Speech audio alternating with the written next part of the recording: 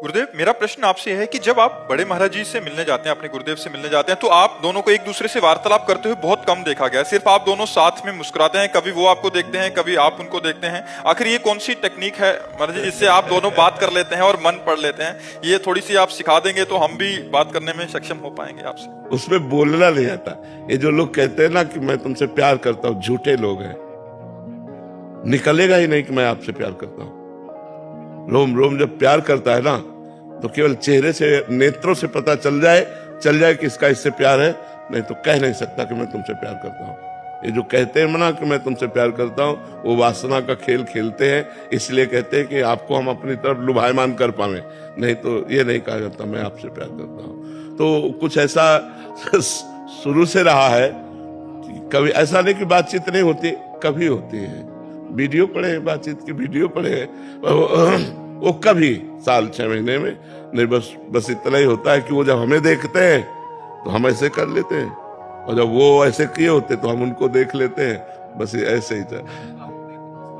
हाँ, बस उनकी एक कृपा है, वो प्रसन्न और मुस्कुरा रहे तो हमारा जीवन सार्थक है। बस इतने जीवन है, बस इतने में काफी हो जाता है। जब गुरु जी के यहाँ से हम निकलते ना, तो जैसे किसी को राष्ट्रपति पद मिल जाए, ऐसे में खुश हुई होती है। मेरे गुरु जी को जब साष्टांग दंडवत की दृष्टि में गया और मुस्कुरा दिए, वो बस वो निहाल हो जाते हैं।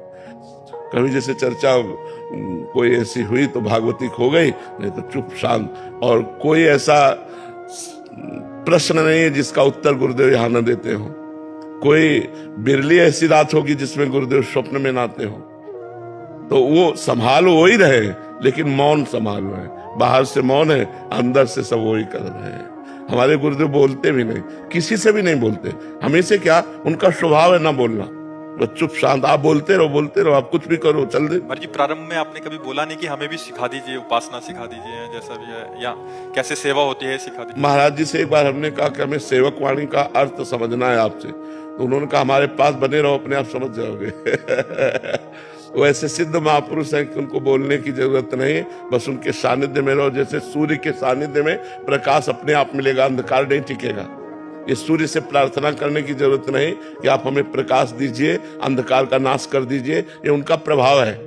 जहां सूर्य होंगे वहां अंधकार हो ही नहीं सकता। ऐसे अज्ञान तिमिरांधस्य ज्ञानांजन शलाकया चक्षुरुन्मीलितम् तस्मै श्री गुरुवे नमः। जहाँ गुरुदेव भगवान का सानिध्य है, अज्ञान टिक ही नहीं सकता, अपने आप नष्ट हो जाएगा। और ऐसा नहीं कि उपदेश ना दिए हो, हमारी डायरी में लिखे हुए हैं उपदेश। कभी जैसे भाव में आए तो फिर शुरू हो गए। एकांत में जब हम सेवा में रहते थे, हम ही महाराज जी केवल रहते थे। अब तो काफी शिष्य जन हो गए। पहले शिष्य हम ही हैं, और 10